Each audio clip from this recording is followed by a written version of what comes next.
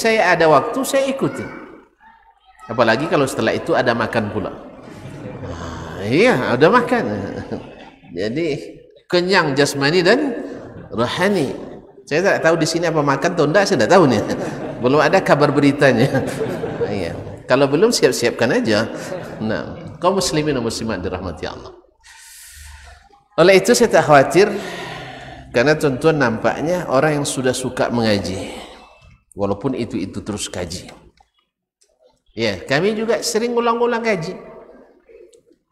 Padahal yang dibahas itu juga kaji.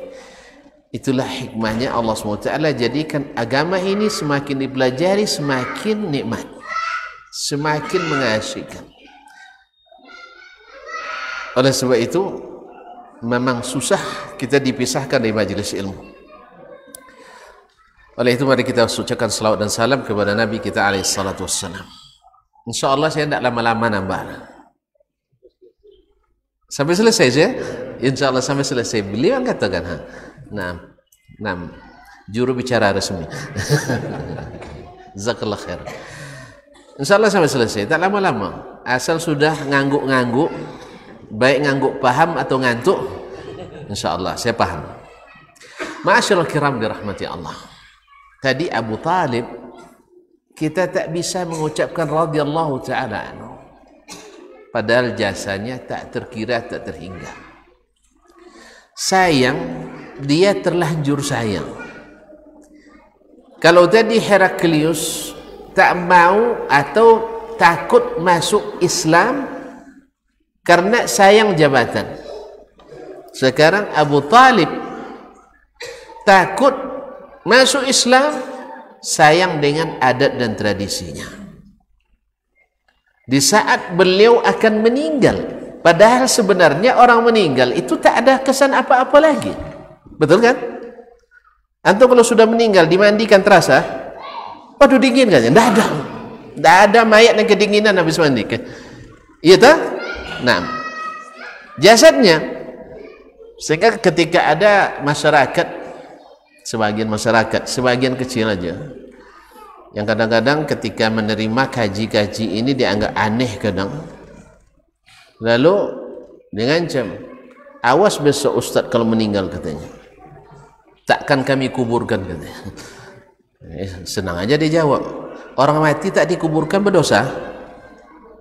Orang mati tak dikuburkan berdosa orang mati itu? Apa risau kita tak dikuburkan orang? Yang berdosa siapa? Yang hidup. Betul kan? Yang kedua, kalau sempat di kampung tu mati ustaz tak dikuburkan orang kampung tu, masuk koran. Masuk koran tak? Iya tak? Yang buruk siapa?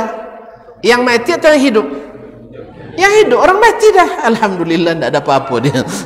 Nak masuk koran, iya kan? Nak masuk TV, nak masuk radio, bagi mereka tak apa-apa. Iya tak? Oleh itu kaum muslimin dan muslimat dirahmati Allah SWT, tak ada pasal. Jadi Abu Talib sebenarnya kalau dia bukan karena memikirkan, kemudian bukan karena godaan, karena salah mengambil teman, berkawan sama Abu Jahal, ya begitulah jadinya. Berkawan sama Abu Lahab, macam itulah hasilnya.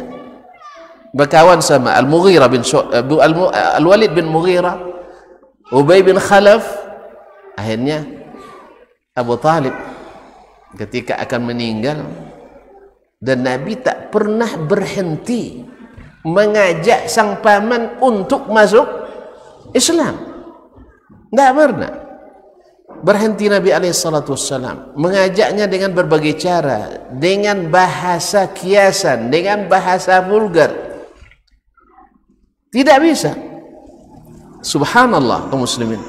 Di akhir menjelang ajalnya, menjelang wafatnya, Nabi bisikkan kepadanya, ya am, qul la ilaha illallah kalimatan uhajju laka biha indallah.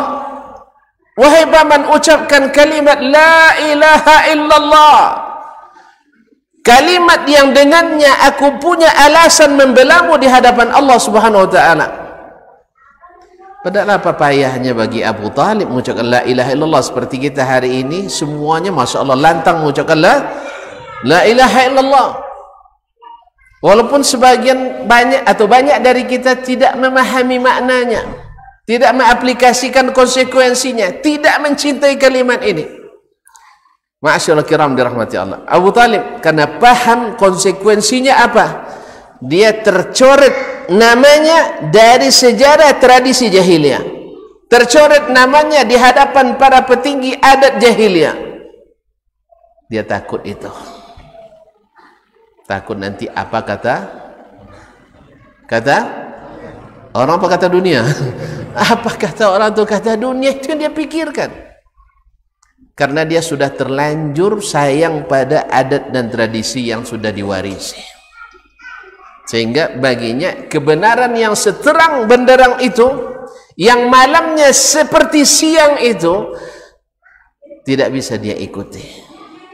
Ibaratnya ini jalan lurus, terang, dengan segala perlengkapannya, tapi karena terbiasa dengan jalan semak-semak, terbiasa dengan jalan-jalan gang dan kecil-kecil, walaupun dia tahu ini jalan tol, dia takut nanti meninggalkan jalan lama, tak ketemu kawan-kawan lama. Kayaknya dia ingin reuni di neraka. Ingin reuni di neraka. Padahal mana yang indah, reuni ahli jannah atau ahli nar? Mana yang lebih indah, reuninya ahli surga atau reuninya ahli neraka? Hah? Ahli mana yang indah? Ahli surga. Apa sebab? Karena bersenang-senang. Semua ada. Antum nak main bola pun ada katanya. Ada yang bertanya, ada main bola di surga Ustaz ya? Ya kalau zahirnya di dalamnya terdapat yang apapun yang kau inginkan. Begitu kan? Ma talazzul a'yun wa tastahil anfus, yang diinginkan. Tapi masalahnya ada enggak yang mau main bola dengan antum? Dia ada sibuk dengan istrinya bidadari. Iya tak? Tak sempat tak main bola. Intinya ada reuni. Antum tinggal pilih reuni dengan ahli surga atau reuni dengan ahli neraka. Ahli surga reuninya bersenang-senang, bergembira. Sedangkan ahli neraka teriak-teriak kesakitan dan siksa. Ma'asyiral kiram dirahmati Allah SWT. Sebagian Masya Allah ya menantang pula kebenaran itu. Biarlah saya masuk neraka biar bisa konser di neraka. Subhanallah. Kaum muslimin dan muslim, ini sebenarnya karena kejahilan tadi. Ma'asyiral kiram, Abu Talib ketika mendengar ucapan itu dari Nabi SAW, sebenarnya rasa hibanya kepada keponakannya itu ada, tetapi karena digoda oleh siapa namanya, udah Abu Jahal, ya, kemudian Al-Walid bin Mughirah,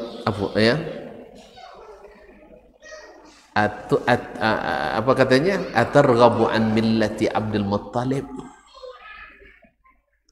apakah kamu membenci agamanya datukmu atau ayahmu Abdul Muttalib?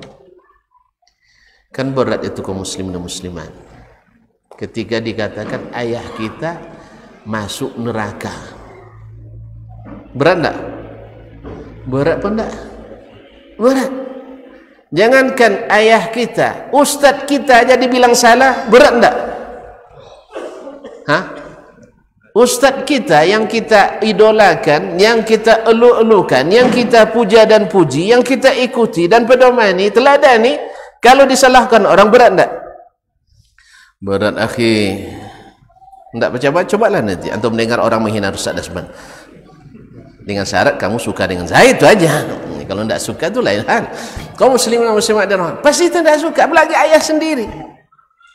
Seperti yang dikatakan kepada salah seorang sahabat, Imran bin Husain radhiyallahu taala anhu, ada seorang tabi'in Humaid Al-Himyari mengatakan, Humaid bin Abdurrahman Al-Himyari rahimahullah ta'ala mengatakan, ya sahabat Rasulullah SAW, alangkah indahnya kalian dulu bersama Nabi SAW, ya, bersama beliau sampai berjihad bersama Nabi SAW.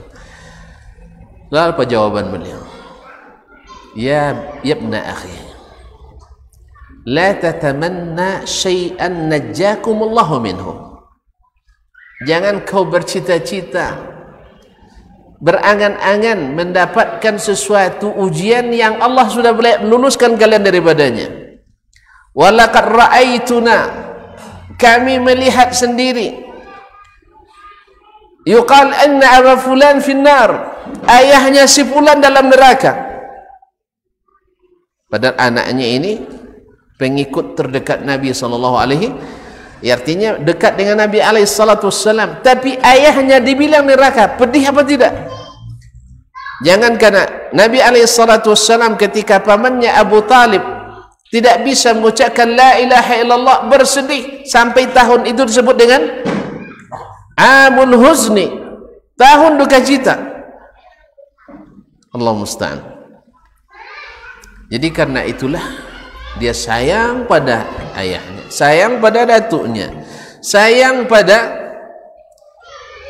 nenek moyangnya, sehingga ketika diharuskan untuk memilih, padahal menjelang mati, dan itu disampaikan oleh Nabi yang tak pernah kecuali menepati janji. Nabi pernah mungkir janji? Tidak, karena Al-Amin tadi. Nabi pernah nipu? Ya enggak. Ma'asyiral kiram dirahmati Allah SWT, dia tahu itu, tetapi sayangnya pada tradisi nenek moyangnya ditambah dengan godaan orang-orang pemuka. Ingat Lip, nanti nama kamu kami hapus dalam sejarah, itu kan, kami hapus dalam sejarah, nasab kita terputus. Takut itu, akhirnya dia mengatakan bal ala millati Abdul Muttalib, tetap ikut agama Abdul Muttalib.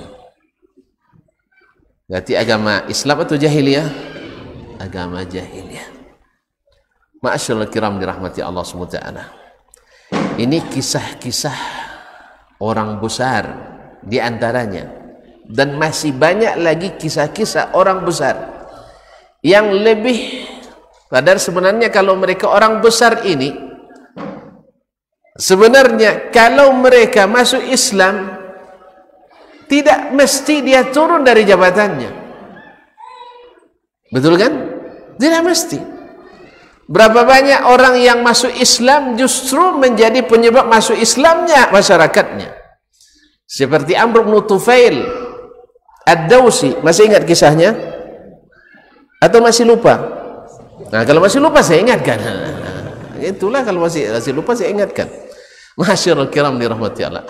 Amr bin Tufail ketika masuk Makkah di masa awal-awal dakwah Nabi alaihi salatu wassalam, biasalah para penguasa jahiliyah waktu itu menggunakan media untuk mendiskreditkan dakwah Nabi alaihi salatu wassalam. Dan sampai hari kiamat memang seperti itu, bahasanya saja yang berbeda. Nabi disebut dengan sabi. Tahu sabi? Orang yang tidak beragama,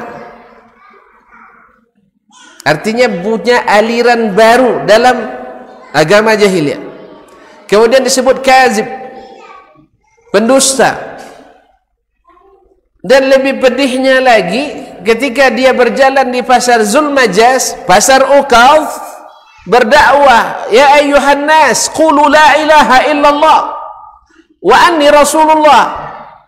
Di belakangnya ikut seorang laki-laki yang masya Allah tampan, rambutnya ikal sampai ke sini, Dzulqadirataini, wajahnya masya Allah ganteng tadi ya. Siapa namanya? Udah Abu Lahab. Udah Abu Lahab. Siapa dia tu? apak kandung ya. Apak kandungnya orang yang paling bergembira dengan kelahiran Nabi alaihissalam. Sampai-sampai Thuwaibah, hamba sahayanya, orang pertama yang memberikan berita kelahiran Nabi alaihissalam, serta merta dia merdekakan. Kenapa? Karena dia mendapatkan berita kelahiran Nabi Muhammad sallallahu alaihi wasallam. Karena Abu Lahab orang yang paling mirip dengan ayah Nabi alaihissalam, dan di antara saudara-saudaranya termasuk yang paling dekat antara ayah Nabi kita Muhammad sallallahu alaihi wasallam dengan Abu Lahab. Jelas? Nah, Abu Lahab mengiringinya dari belakang. Ketika Nabi bilang, ayuhan nas, katakan la ilaha illallah. Apa jawaban atau apa namanya kampanye yang di belakang? Hadza sabiun kadzib. Ini orang yang tak beragama dan pendusta, keluar dari agama resmi negara waktu itu. Ma'asyiral kiram dirahmati Allah. Yang mendustakannya pamannya sendiri. Ketika ditanya oleh orang-orang yang tak mengenal Abu Lahab, karena kan itu di musim haji, keramai orang belum kenal, namanya mungkin kenal, ada Abu Lahab, ada Muhammad, tapi mereka tidak kenal itu siapa yang di belakangnya. Dikatakan pamannya, sehingga orang-orang waktu itu pamannya sendiri tak menerima dakwahnya. Bagaimana kita nak terima? Betul kan? Sama hari ini berapa banyak orang mendiskreditkan dakwahnya Syekh Muhammad bin Abdul Wahhab rahimahullah ta'ala karena saudaranya Sulaiman bin Abdul Wahhab menolak dakwahnya. Betul? Tapi kita tidak samakan dengan Abu Lahab ini ya. Cuman intinya merusak dakwah itu bisa saja keluarga sendiri, karena dia tak beruntung mendapatkan karena kecintaan kepada terlanjur sayang. Ma'asyiral kiram dirahmati Allah semua, pamannya sendiri. Ma'asyiral kiram dirahmati Allah, maka Abu Talib tidak berhasil diislamkan oleh Nabi sallallahu alaihi wasallam. Maka Nabi luar biasa sedihnya. Tetapi Allah katakan, innaka la tahdi man ahbabta walakin Allah yahdi man yasha. Engkau tak bisa beri hidayah kepada siapa yang kau cintai, karena memang hidayah itu tak diwarisi, hidayah itu tidak dihibahkan, hidayah itu hadiah dari Allah tabaraka wa ta'ala, dan mesti dicari dan dipinta dengan belajar dan berdoa. Mudah-mudahan masuk kita, faman yuridillahu ay yahdiyahu yashrah sadrahu lil Islam. Sesiapa yang ingin Allah beri petunjuk, Allah lapangkan dadanya menerima Islam. Ma'asyiral kiram dirahmati Allah Subhanahu wa taala. Oleh sebab itu, maka kalau kita melihat sekian banyak orang-orang yang terhalang mendapatkan hidayah, rata-rata adalah sudah terlanjur sayang kepada kekuasaannya. Sepanjang sejarah, takut kalau ikut Nabi kekuasaannya hilang, karena dalam cara berpikirnya orang-orang jahiliyah, karena mereka suka bermenguasai, maka ketika Nabi berdakwah pasti persepsi yang dibangun adalah Nabi ingin berkuasa. Kalau mereka sukanya mengumpulkan harta, maka tuduhan yang sampaikan kepada dai adalah ini cari kaya dengan dakwahnya. Kalau mereka suka beristri banyak, ini ustaz pandai pasti sudah mulai nak beristri muda lagi. Itu entah yang mulai.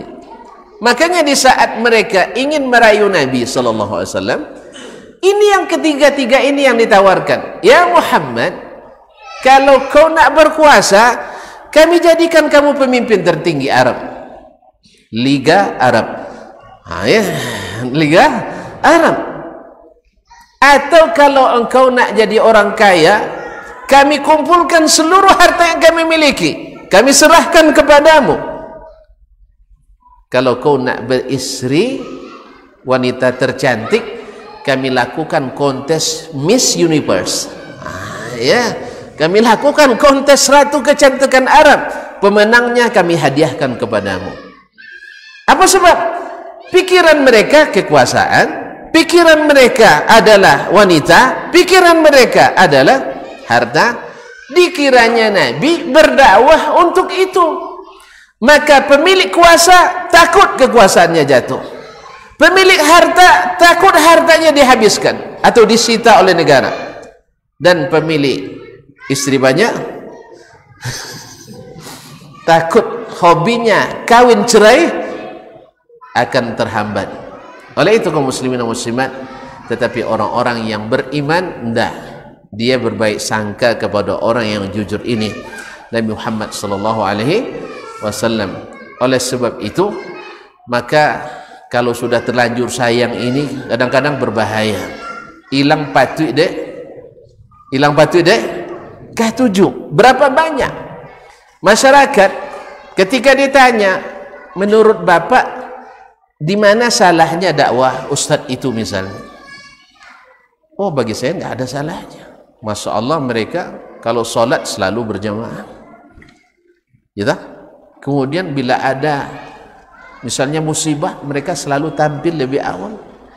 Dan masalah tutur katanya bagus, jenggotnya Masya Allah lebat ya, sampai apa namanya, sampai ada kisah apa namanya, kala jengking bisa bersarang di situ. Dan Masya Allah muka mereka bersinar. Terus kenapa? Masalahnya tidak sesuai dengan yang biasa, tidak sesuai dengan yang kita inginkan. Oh, di situ salahnya. Iya. Ma'asyiral kiram dirahmati Allah. Itulah dulu kesalahan Nabi oleh orang-orang Quraisy. Nabi ingin memperbaiki yang rusak dan menambah baik yang sudah baik. Yang rusak apa? Dulu Nabi Ibrahim alaihissalam masuk ke Makkah, apa yang didirikannya? Ya Ka'bah.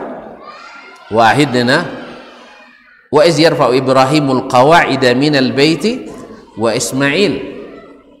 Ketika kami katakan atau kami ketika Ibrahim dan Ismail meninggikan bangunan Ka'bah. Wa ahidna ila Ibrahim wa Ismail an tahira baitiya lit-ta'ifin wal akifina wa ruk'is sujud. Dan kami perintahkan, ahidna kami perintahkan, yani amarna, kepada Ibrahim dan Ismail, bersihkanlah rumahku untuk siapa? Orang-orang yang lil qa'imin, apa tadi? Lit ta'ifin, orang-orang yang tawaf, war ruk'is sujud, dan untuk orang-orang rukuk dan sujud. Bersihkan dari apa? Dari kotoran syirik, dari kotoran maksiat, dan juga dari kotoran najis dan sebagainya. Nah, ketika mereka menguasai Makkah, yang Ibrahim alaihissalam dulu meruntuhkan patung, mereka sekarang buat patung dalam Ka'bah. Ada 360 ekor patung di dalamnya. Sebanyak hari dalam setahun. Kan hari Selasa itu berapa hari? 360. Oleh itu kaum muslimin dan muslimat dirahmati Allah, jadi yang selalu membuat hidayah itu terhambat adalah karena mencintai yang bukan hidayah lebih dulu. Sudah jelas sejelas-jelasnya, baik karena syahwat, tentu berkaitan dengan kepentingan duniawi, atau subuhat yang melekat dalam pikiran. Ini biasanya menguasai orang-orang berilmu atau orang-orang yang bercampur ilmunya.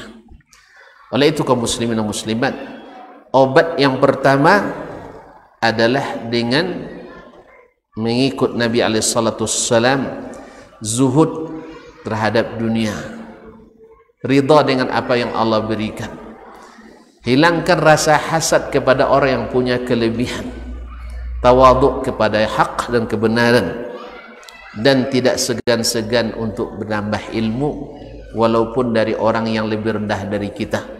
Seperti kata Imam Al-Bukhari rahimahullah, la yakunul muhadditha kamilan hatta ya'khudha mimman huwa fawqah wa mimman huwa mithluh wa mimman huwa dunah. Tidak sempurna seorang muhaddis itu sampai dia mengambil ilmu dari yang lebih senior dan yang selevel dan yang juniornya. Begitulah ilmu itu mengajarkan kita. Dari manapun datangnya kebenaran, tidak mesti harus dari yang lebih besar dari kita. Ini kadang-kadang tidak. Yang coba-coba bicara, saya lebih duluan makan garam dari kamu katanya. Ya kalau makan garam duluan, darah tinggi maka pemarah. Ada pula yang bilang duluan makan kerak. Tahu kau tak? Kerak nasi. Jangan sering-sering makan kerak tak, menyebabkan kanker. Makanya sakit. Kita bukan masalah siapa yang dulu makan kerak, makan garam, tapi siapa yang dulu mengaji dan beriman. Maka terimalah ilmu itu dari manapun. Orang-orang Quraisy dulu menolak dakwah Nabi juga dengan alasan yang sama. Laula nuzzila hadzal Qur'an ala rajulin minal qaryataini azim. Kok Al-Quran turun ke Muhammad, kenapa tidak turun dari pemuka adat, dari pemuka masyarakat, dari dua tanah, dari Taif atau dari Makkah. Mereka inginnya dari Taif atau dari Makkah, bukan Muhammad. Sama juga nanti setelah diturunkan nanti kepada Abu Jahal misalnya, mereka akan protes lagi. Orang tak beriman tak mau itu, pasti cari alasan banyak. Tapi orang-orang beriman Allah lapangkan dadanya menerima Islam dari manapun datangnya. Nah, bila kita sudah mendapatkan itu, ya, menerima Islam dengan lapang, itu nikmat yang luar biasa, pertanda Allah ingin bagi kita hidayah. Ya, ketika mendengar Al-Quran, sami'na wa ata'na. Ketika mendengarkan hadis sahih dari Nabi, sami'na wa ata'na. Sebab kita dipuji Allah bukan karena pandai berdebat, tidak. Kalau sudah mulai mendebat, ujung-ujungnya tak jadi dikerjakan. Iya tak? Tak jadi diyakini. Maka yang terpuji itu sami'na wa ata'na.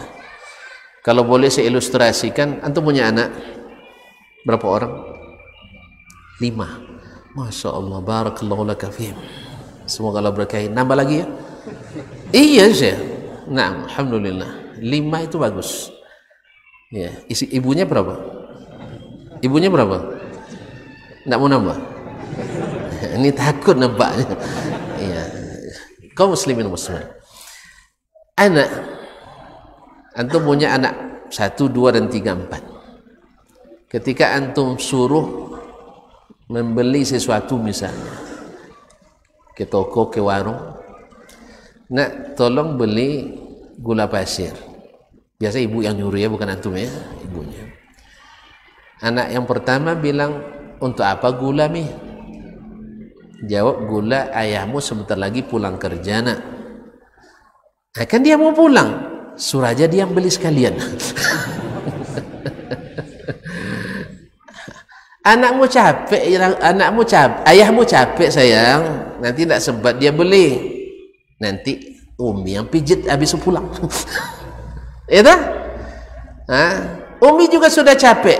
Kalau gitu main pijit dulu, ya main pijit-pijitan. Umi pijit Abi dulu, nanti setelah itu Abi pijit Umi. Yang begini ini bagi antum menyenangkan atau tidak?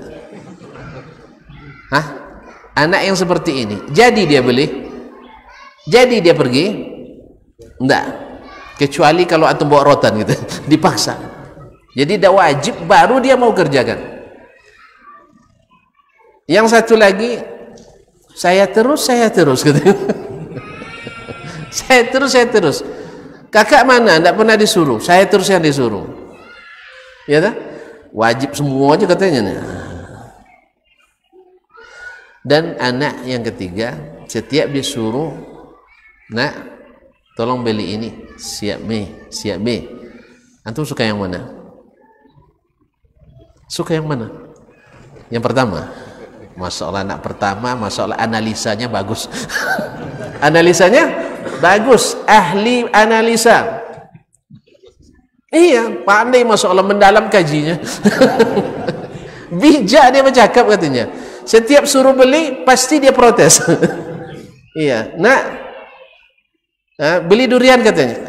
Bikin bawa aja katanya. Bikin, bawa jadi beli durian. Padahal ayahnya dah lama nak makan durian, tak jadi-jadi. Nah, kaum muslimin dan muslimat, Allah ketika kita perintah, Allah ketika dia perintahkan kita, dia senang kita laksanakan atau senang kita berdebat? Senang kita laksanakan. Nah, itulah kaum muslimin dan muslimat. Maka orang-orang yang Allah inginkan hidayah baginya, hatinya lapang menerima Islam. Bahkan jangankan meninggalkan kebiasaan, bahkan meninggalkan nyawanya sendiri siap untuk kebenaran tersebut. Masyaallah kiram. Jadi jangan terlanjur sayang kecuali kepada kebenaran. Kebenaran itu di mana? Al-haqqu min rabbik fala takunanna minal mumtarin. Nampaknya antum sudah paham ya? Ya sudah pada ngangguk-ngangguk semua. Ya. Jadi berpikir mudah-mudahan anak saya semuanya ketika diperintah selalu mengatakan siap, selalu mengatakan siap. Pasti orang tua akan berbunga-bunga hatinya, berseri-seri wajahnya, akan keluar doa yang senantiasa menghiasi bibirnya untuk anak. Masya Allah nak, beruntung saya dapat kamu, beruntung saya mendapatkan kalian. Setiap disuruh, Masya Allah cepat dilaksanakan. Ma'asyiral kiram dirahmati Allah. Dan Allah mengatakan itu, amana rasulu bima unzila ilaihi min rabbih wal mu'minun kullun amana billahi wa malaikatihi wa kutubihi wa rusulihi la nufarriqu baina ahadin min rusuli wa qalu sami'na wa ata'na. Sudah mau mendengar, juga mau taat, minta maaf lagi, minta ampun. Ini enggak pandai debat aja, minta ampun tak mau pula. Allah musta'an. Mudah-mudahan yang sedikit ini bisa membawa kita untuk semakin semangat untuk mendapatkan mengejar hidayah ini. Amin ya rabbal alamin. Jadi jangan sampai seperti Heraklius yang punya kuasa, takut kekuasaannya jatuh. Jangan seperti Abu Talib yang punya garis keturunannya bagus, takut namanya tak tercatat dalam sejarah jahiliyah. Tapi jadilah kita seperti Abu Bakar yang tak pernah ragu dengan alasan apapun. Nak alasan logis, nak alasan filosofis, nak alasan sosialis, nak alasan ekonomis, dia tak pernah berpikir panjang. Asal datang dari Allah dan Rasul, sami'na wa ata'na. Akhirnya jadilah dia manusia terbaik setelah Rasulullah sallallahu alaihi wasallam. Dan Nabi sendiri seperti kata Imam Asy-Syafi'i rahimahullah, kenapa dia jadi terbaik? Karena dia sami'na wa ata'na. Diberi petunjuk, dia ikuti. Akhirnya dia bisa membawa orang mendapatkan petunjuk. Semoga Allah SWT menjadikan kita orang-orang yang tidak terhalang oleh terlanjur sayang sehingga hilang patuh. Dekat tujuh patutnya diikuti, tapi karena tidak setuju pada yang lain, ditinggalkan yang hak.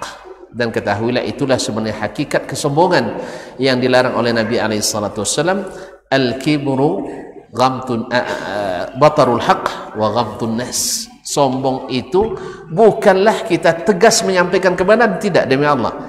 Yang sombong itu adalah menolak kebenaran dan melecehkan orang lain.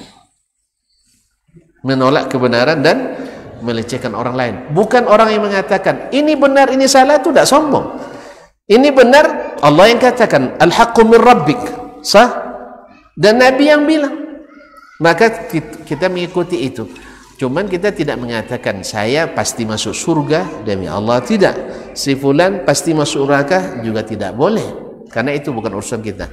Tapi menyatakan ini hak dengan dalilnya, ini batil dengan tidak ada dalilnya, itu adalah urusan orang-orang yang berilmu, dan itu bukan sombong.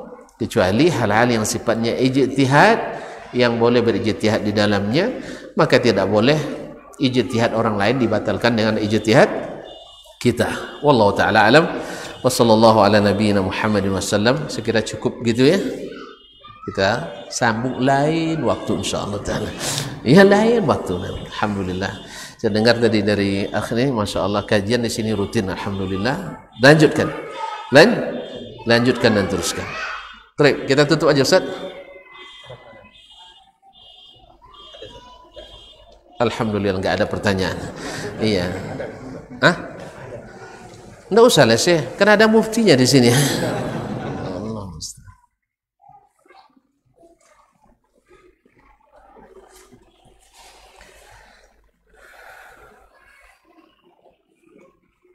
Saya sudah injury time juga sebenarnya.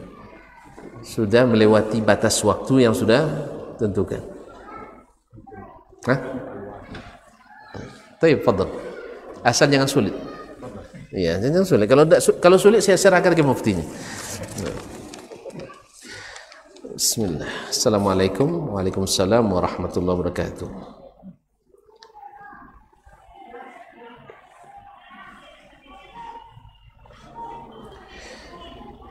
Ini tulisannya bagus tapi susah dibaca.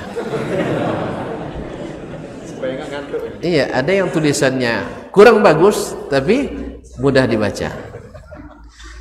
Kalau tulisan kurang bagus tulisan saya, tapi mudah dibaca, insyaallah. Saat ini Ana masih mengikuti acara bid'ah yang dibuat oleh keluarga Ana dikarenakan Ana belum memiliki ilmu yang cukup untuk menyampaikan. Kalau semua itu tidak ada acaranya dari Rasulullah SAW, mohon nasihatnya Ustaz. Jazakumullah khairan atas ilmunya Ustaz. Wa jazakallahu khairan atas pertanyaannya.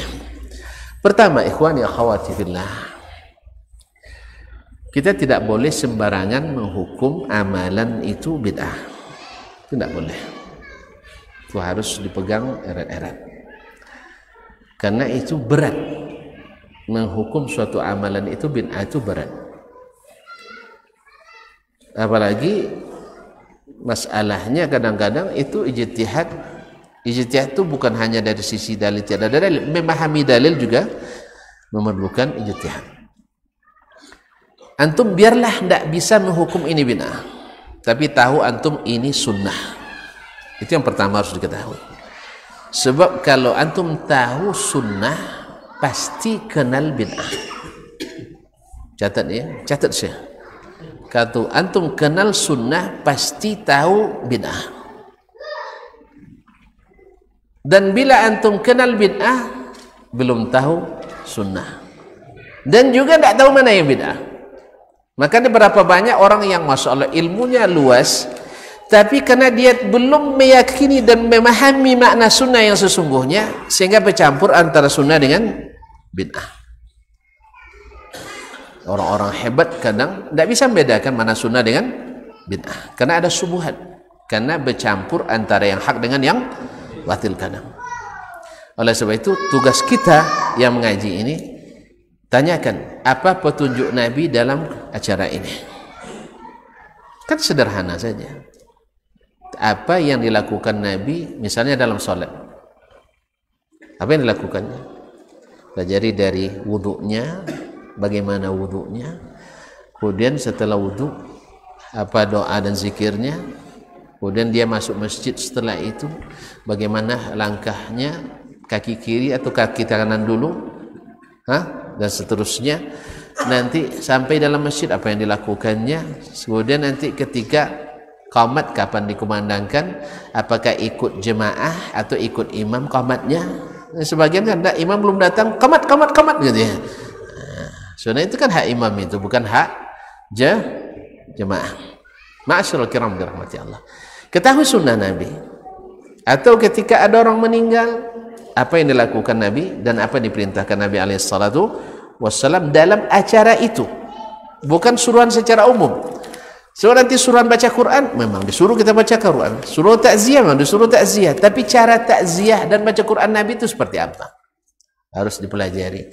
Nah, kalau sudah tahu kita caranya Nabi SAW dalam segala tindakan amal kita, tahu kita sunnahnya, insya Allah tahu kita mana yang bid'ah. Jelas? Cuman harus antum ketahui, Imam Syafi'i mengatakan, la a'lamu ahadan min ahli ilmi bisunani Rasulullah SAW yuhitu bi jami'is sunan. Saya tidak mengenal satupun ulama sunnah yang paham hadis-hadis Nabi SAW menguasai seluruh sunnah Nabi. Itu catat juga, itu penting itu ya. Tidak satu pun saya temukan ulama yang ahli di bidang sunnah menguasai seluruh sunnah Nabi. Jangan-jangan di sini ada ya? Ada di sini ustadz yang menguasai seluruh sunnah? Ada? Ada? Nggak ada kan?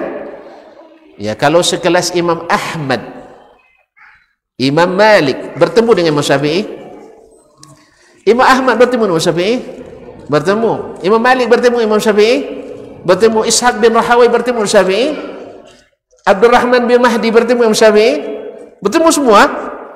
Tayyib. Kalau orang-orang itu saja kata Imam Syafi'i tidak menguasai seluruh sunnah, jangan harap orang-orang seperti Ustaz Dasman menguasai seluruh sunnah. Paham? Apa sebab? Saya kasih hadiah kalau tahu siapa, apa sebabnya. Kenapa tidak satu pun ulama yang menguasai seluruh sunnah? Siapa tadi? Yang bisik-bisik. Kami mau dengar semua.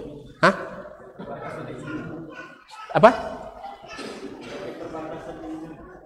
Iya, memang itu sudah keterbatasan ilmu, tapi apa hikmahnya? Ayo. Ngaku aja lah, biar cepat kita selesai. Ma'asyiral kiram, hikmahnya wallahu alam, andainya ada satu orang ulama menguasai seluruh sunnah Nabi, maka kedudukannya sejajar dengan Nabi, maksum. Betul? Tidak mungkin dia salah, sebab sunnah seluruh dikuasainya. Dan itu mustahil ada pada umat Nabi Muhammad. Jaleh, jaleh. Ya, kalau tak jaleh, apa jaleh? Nah, jadi adalah kesempurnaan umat ini, tak satu pun ulama yang tahu sunnah, baik sekelas Syafi'i rahimahullah, sekelas Imam Ahmad, Malik, Ishaq bin Rahawai, Abdurrahman bin Mahdi, Sufyan bin Uyainah, yang semuanya guru Imam Syafi'i rahimahullah, dia katakan saya tak menemukan satu pun mereka menguasai seluruh sunnah. Lalu siapa kita? Kalau Ustaz Dasman tidak tahu hadisnya, berarti bukan hadis. Kalau Ustaz Syanu tidak mengatakan tidak tahu sunnah, itu berarti bukan sunnah. Berarti kita sudah memaksumkan Ustaz. Kalau tak ikut kajian Ustaz ini tak sunnah, kalau ikut kajian Ustaz ini sunnah, ini juga sudah memaksumkan Ustaz. Lama tidak jelas nampaknya, baru sekarang jelasnya. Baru sekarang jelasnya. Makanya tak boleh ta'assub, taklid buta kepada siapapun ustaz. Satu pun pengajian, satu pun masjid, tak boleh. Jelas? Tapi bukan pula maknanya kita sembarangan cari ilmu, tidak. Carilah ilmu dari orang yang dikenal dengan sunnah, itu bersih. Cuman apakah seluruh ucapan ustaz ini benar, yang lainnya salah? Tidak. Paham ustaz? Jelas? Jadi kalau ada ustaz menguasai seluruh sunnah, sama duduknya dengan Nabi SAW, dan itu mustahil. Itu mustahil. Makanya tak boleh diikuti secara mutlak kecuali Nabi. Ustaz tak boleh secara mutlak, imam tak boleh secara mutlak. Berarti kita tak menghormati. Jangan salah paham antum. Justru karena menghormatilah, makanya Imam Syafi'i pesannya jangan taklid ke saya, Imam Malik pesan jangan taklid ke saya, Waqi' bin Jarrah pesan jangan taklid. Semuanya mereka sepakat paham itu. Di mana pula kita mewajibkan mesti bermazhab Syafi'i, mesti bermazhab Ahmad dan seterusnya. Di mana wajibnya? Mereka pesan semuanya jangan mengikuti saya secara membabi buta. Jelas? Itu hikmah yang pertama. Ya saya? Yang kedua, supaya kita tidak tadi memaksumkan, tidak boleh taklid buta kepada siapapun alim. Tentu ada pertanyaan, kalau gitu ada sunnah yang hilang? Nggak ada. Sebab kata Imam Syafi'i lagi, ini menguasai sebagian besarnya, ini menguasai setengahnya, ini menguasai sebagian kecilnya. Lalu dikumpulkanlah ilmu mereka itu dalam setiap masa, tak satu pun sunnah yang hilang. Tak satu pun sunnah yang hilang. Alhamdulillah. Dari mana antum tahu, Ustaz? Sebab Nabi mengatakan la tajtami'u ummati ala dhalalah. Umatku ijma'nya maksum. Takkan bersepakat umat ini dalam kesesatan. Makanya kalau sudah ijma' maksum. Jelas ya? Ini belum terjawab nih. Makanya jangan nanya panjang jawaban, itu masalahnya. Kadang-kadang lebih dari jumlah waktu kajiannya. Nah, sebab ini pertanyaan besar itu masalahnya. Dan harus berhati-hati betul. Nah, sekarang poin pertama tadi, jangan sembarang menghukum bid'ah. Bahkan kalau antum bisa selamat dari menghukum ini, itu lebih bagus. Sebab menghukum yang benar itu salah, dosa. Sebagaimana membenarkan yang salah juga dosa. Maka siapa yang bicara tanpa ilmu, sekalipun benar, berdosa, kata Ibnu Abdul Izz Al-Hanafi. Dan siapa yang berbicara dengan ilmu, sekalipun salah, tetap berpahala. Maka mesti berilmu. Oleh sebab itu, belajar dulu. Jelas? Nah, yang kedua, tidak ada satupun ulama yang menguasai seluruh sunnah.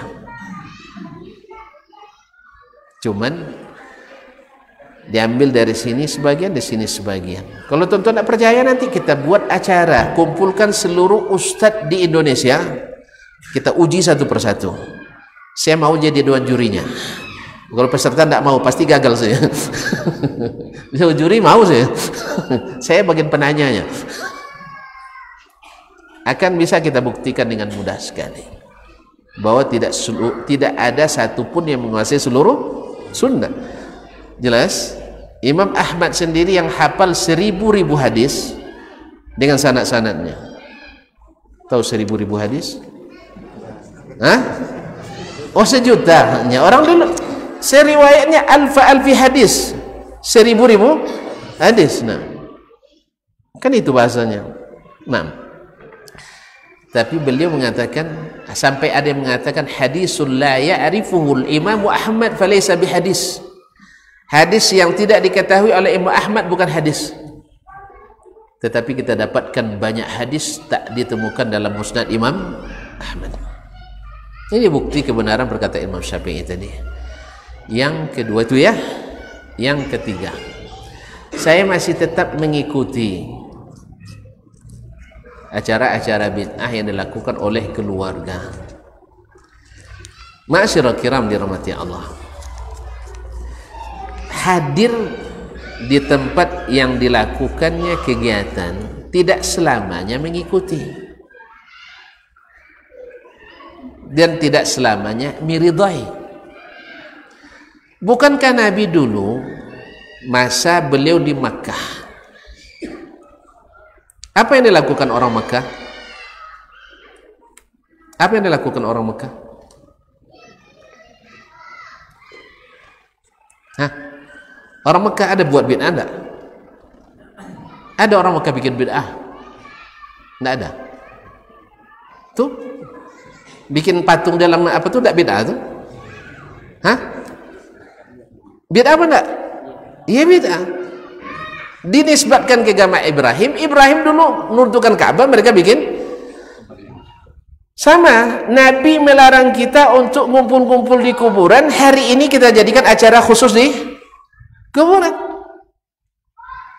Ya kan? Nabi suruh kita baca Quran di mana? Di rumah. Masjid di rumah dan masjid. Di masjid juga.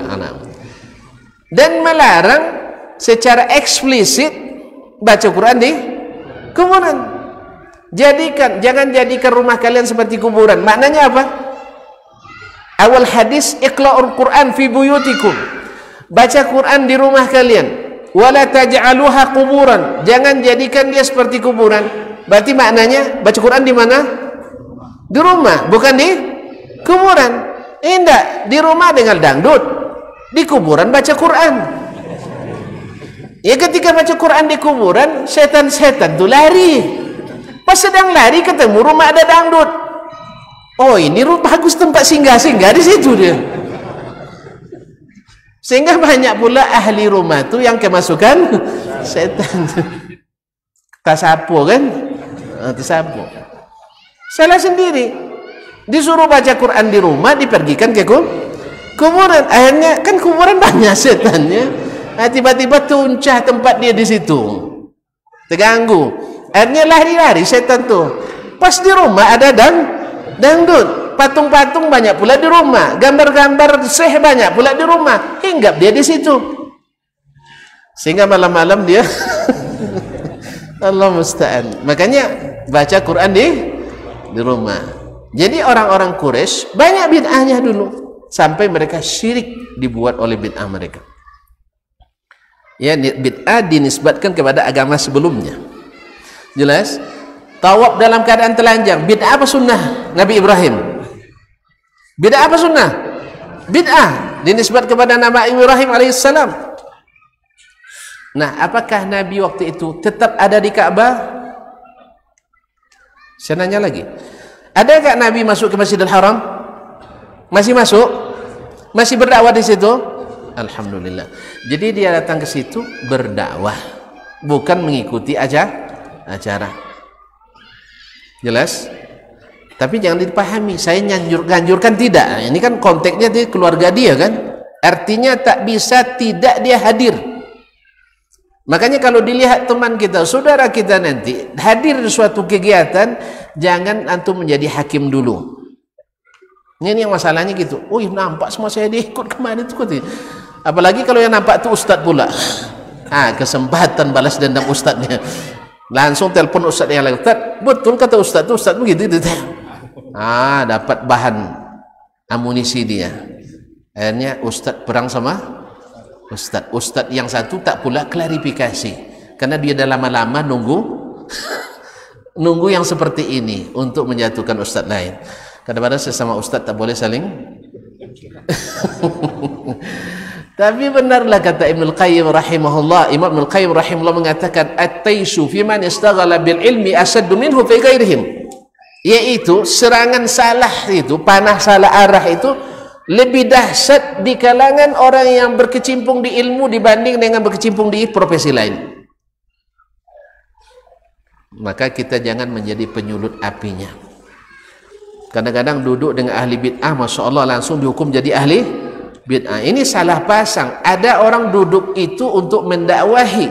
Bukankah Nabi dulu duduk dengan orang kafir Quraisy, duduk sambil beradu lutut?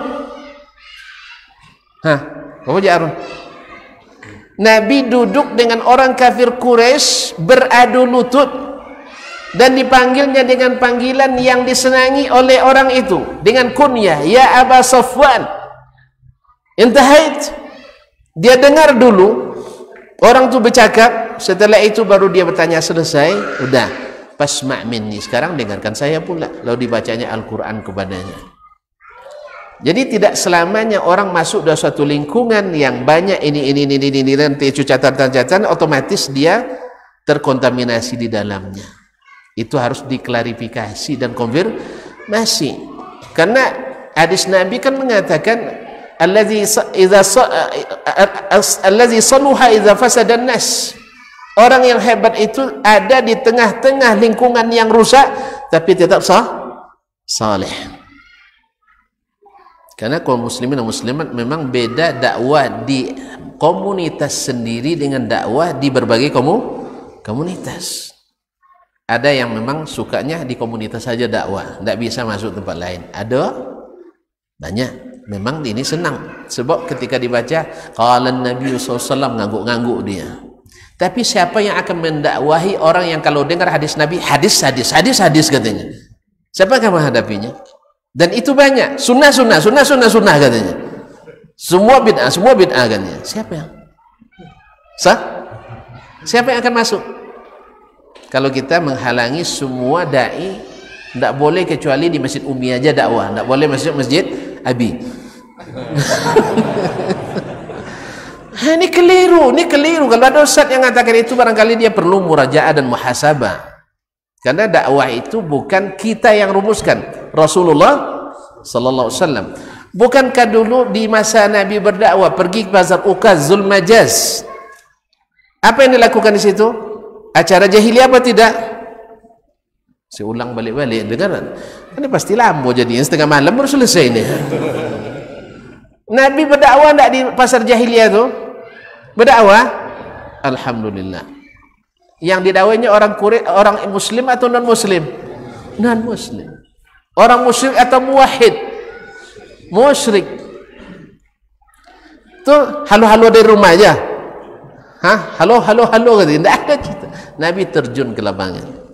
Jadi maksud saya, kadang-kadang kita ada babnya dalam amar ma'ruf nahi mungkar itu kan tidak satu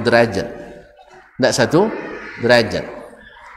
Dibuat kemungkaran itu dengan melakukan kemungkaran yang lebih kecil daripadanya. Boleh apa tidak? Boleh apa enggak? Nah, itulah kalau bilang aja enggak tahu kan selesai. Enggak tahu Ustaz, bilang aja gitu. Biar saya jelaskan. Saya jelaskan dengan sikap seorang ulama yang terkenal lah, bukan sikap saya ini. Syekh Ibnu Utsaimin rahimahullah seperti ini diceritakan oleh murid dan sekaligus menantunya. Ketika sholat berangkat, dia kan imam besar di masjid Jami' Unaizah itu. Dan perjalanan menuju masjid, jumpa di simpang jalan seorang anak muda, bujang-bujang lah. Antum masih bujang tuh? Nggak nampak mukanya aja. Masih bujang. Alhamdulillah. Bujang-bujang, tanggung gitu. Dia dengar nama Syekh, dengar, cuma tidak pernah jumpa karena jarang ke masjid. Jarang ke masjid. Pas Syekh lewat, waktu itu masih pakai obor orang ke masjid. Kalau sekarang pakai senter kan, dulu masih pakai obor. Dia bilang, Syekh wah, gift katanya. Hai orang tua, berhenti sebentar.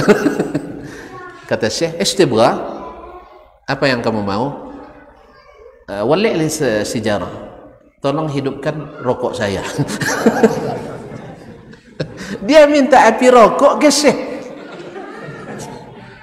Tentu tahu tidak apa fatwa Syekh tentang rokok? Hah? Syekh bilang rokok haram atau halal? Haram. Kalau antum, bapak waktu itu, kasih api apa enggak? Kasih juga, tapi ditunuh. Subhanallah, Syekh punya target, tidak sembarangan. Oh ya, tidak apa-apa, silahkan. Dia kantum kasih api, tak kasih api, rokoknya tak berhenti. Sah? Sekarang antum punya target dakwah yang lebih besar, ngajak dia ke masjid. Mana yang lebih besar? Dosa merokokkah atau dosa meninggalkan sholat berjamaah? Ayo jawab. Kalau tidak tahu bilang nggak tahu, biasa jelaskan.